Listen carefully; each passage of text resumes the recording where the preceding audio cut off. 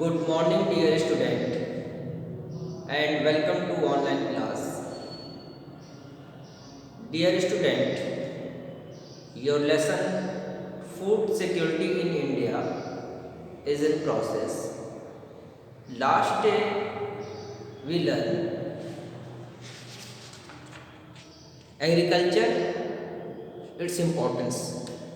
कल मैं आपके क्लास में एग्रीकल्चर इट्स इम्पोर्टेंस के बारे में बताया था। उसमें बताया था कि फूड, शेल्टर और क्लॉथ, ये तीनों चीज़ बहुत ही महत्वपूर्ण होता है। किसी भी पॉवर्टी लेवल के नीचे जो रहते हैं, जो एग्रीकल्चर पर डिपेंड रहते हैं, जो भी पीपुल्स, जो भी लोग, उनके लिए बहुत ही आवश्यक है। आज आपका टॉपिक है sources of food grains. Topic sources of food grains. Food grains के क्या सोर्सेस होते हैं?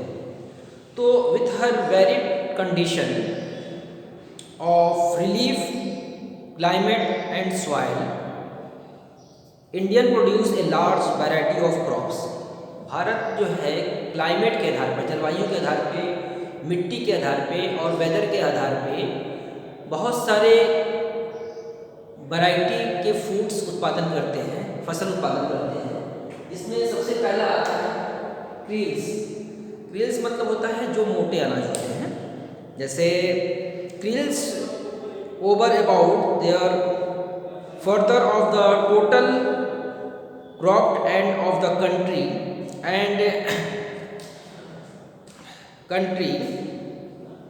and contribute about half the total volume of the agriculture production।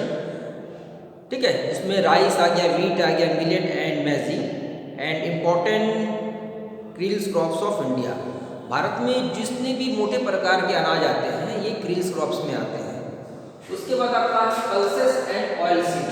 ठीक है, पल्सेस मतलब जितनी प्रकार के दालें हो गए, जैसे अरहर के दाल, मसूर के दाल, चने के दाल, मक्का के दाल। उसके साथ साथ ऑयल सीड, जिस भी बीज से, जैसे इसमें ऑयल सीड में सबसे इम्पोर्टेंट एग्जाम्पल है मस्टर्ड।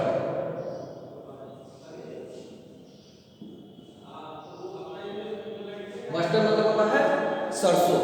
तो ऑयल सीड में सरसों, तिलहन, दलहन, ठीक है, जो भी आते हैं जिससे भी तेल निकलते हैं वो ऑयल सीड में आपके आ गए। उसके बाद आपका आता है फाइबर क्रॉप्स, रेसे वाले क्रॉप्स। ठीक है, तो ये आपके फाइबर क्रॉप्स में आ गए। फिर बेवरेज क्रॉप्स, जो जिसको हम लोग मॉर्निंग में उठ के पीते हैं, जैसे कॉफ़ी हो गया, ठीक है, टी हो गया, और भी कई तरह के आयुर्वेदिक बेवरेज आ रहे हैं आजकल इस समय।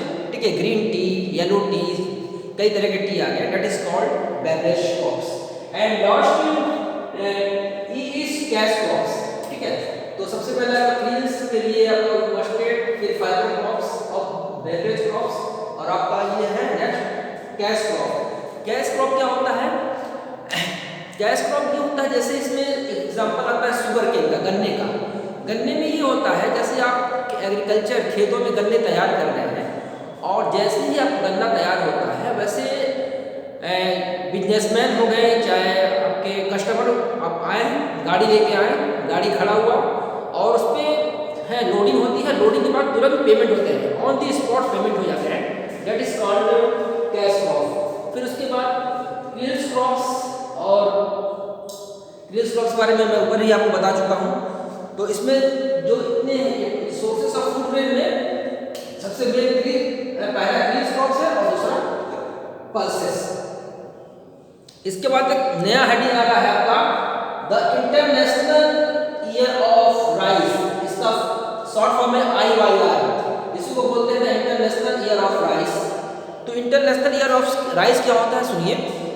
The United nation general assembly, UNGA का नाम फुल फॉर्म होता है United national general assembly, declared 2004 at the international year of the rice. ठीक है, मतलब कह रहा है यूनाइटेड नेशनल जनरल असेंबली ने डिक्लेयर किया था 2004 को international year of the rice, मतलब अंतर्राष्ट्रीय चावल उत्पादन की घोषणा को 2004 को international year of the rice को घोषित किया गया था। And rice is life to reflect the importance of the rice in primary food source in draw in the understanding rice had based system of the essential for food source of poverty elevation। कह रहा है rice जो है एक staple crop होता है और ये जो भी पॉवर्टी लाइन के नीचे आते हैं उनके लिए एक ये स्टेपल क्रॉप्स है, मतलब मुख्य भोजन होता है राइस, जो गरीबी के नीचे, गरीबी रेखा से नीचे या गरीबी रेखा से ऊपर जितने भी लोग होते हैं इनका ये मुख्य भोजन होता है, जिसको ये आसानी से प्राप्त करते हैं और उनका मतलब पेट वगैरह भर जाता है और वो खाना खा लेते हैं। इसके बाद इसमें आया है एक point, in Asia alone is the observe more than 2 billion people obtain 60 to 70% their energy intake rice and the derivative. मतलब कह रहा है एशिया एक ऐसा देश है जहाँ से 60 से 70% लोग, 2 बिलियन लोग जो है अपने भोजन को ये मुख्य फसल में ये मानते हैं। उसके बाद इसमें बहुत सारे लार्ज स्केल, स्मॉल स्केल, छोटे फैमिली, बहुत सारे ऐसे कंट्रीज हैं जो इसी राइस पर ही निर्भर रहते हैं। इसके बाद इसमें आता है आपका international year of the rice में दूसरा नंबर पे आता है वीट, ठीक है, तीसरा नंबर पर मिलेट और चौथा नंबर पर मैजी। तो वीट, मिलेट्स और मैजी। तो वीट के देखिए, wheat is the second most important food crop India and is the staple food of million of Indians productive in the northern and the north western parts of the country. उसके बाद rice के बाद wheat का number आता है।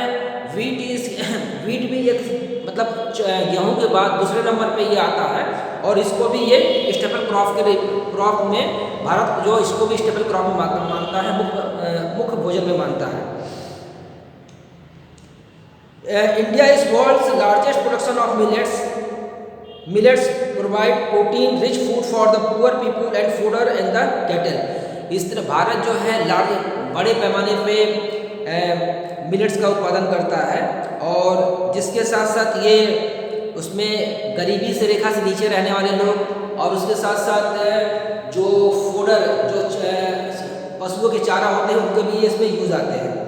उसके बाद आता है मैजी, ठीक है, मिलेट्स के बाद आता है मैजी। पहले वीट था, फिर मिलेट्स, फिर मैजी। मैजी मतलब होता है मक्का। तो maize is basically an American crop and is relatively a new entertained in India. It is the inferior crop which is the use both as food and fodder। कह रहा है मैजी जो है, मतलब मैजी एक अमेरिका का क्रॉप है जिसको मक्का बोलते हैं। पहले अमेरिका में ही इसकी खेती होती थी, लेकिन वर्तमान समय में पिछले कुछ सालों से भारत में भी इसकी खेती बड़े पैमाने पे की जा रही है और ये फूड एंड फोडर दोनों के लिए काम में आता है। जैसे आप अभी विलेज एरिया में, अर्बन एरिया में चले जाइए, रूरल एरिया में चले जाइएगा तो आप देखिएगा कि जब मक्के की सीजन आता है तो गांव के दोनों तरफ लोग बैठ के मक्के भूज के बेच देते हैं, अपने जीवन यापन कर देते हैं। कहीं कहीं टूरिस्ट स्पॉट पे देखिए, कहीं, ठीक है, हर जगह मक्के ठेले पे लगा के भूज के बेच के वो अपना जीवन यापन कर रहे हैं। तो मक्का को भी बहुत ही महत्व दिया जा रहा है भारत में और इसकी खेती बहुत तेजी से वर्तमान समय में हो रही है। उसके बाद pulses is a protein food. Pulses comprise an important item of protein rich food for the Indian masses। Pulses जो है भारत के लिए एक प्रोटीन फूड है और ये मैसेज जो है पूरे भारत में फैल चुका है।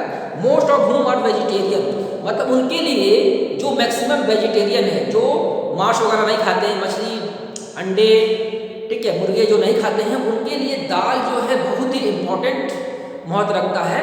और इसके साथ साथ most of the whom the vegetarian, India is the largest producer as well as the consumer of pulses in the world। important pulses are gram, chana, arhar and tur, ठीक है, मूंग, उड़द, मसूर एंड मटर। दाल के उत्पादन में भारत जो है वर्ल्ड में सबसे ज़्यादा प्रोडक्शन भी करता है और इम्पोर्ट भी करता है, मतलब उत्पादन उपभोक्ता दोनों है। सबसे ज़्यादा प्रोडक्शन भी करता है, सबसे ज़्यादा कंज्यूमर भी करता है। इसके साथ साथ मुख्य फसल में अरहर का दाल, चना का दाल, उड़द का दाल, मूंग का दाल, मसूर का दाल और ये प्रोटीन का एक मुख्य स्रोत है। तो आज का टॉपिक बस इतना ही, 2 टॉपिक में आपको क्लियर किया हूँ। नेक्स्ट टॉपिक रहेगा self sufficiency of the food grain. Thank you, have a nice day.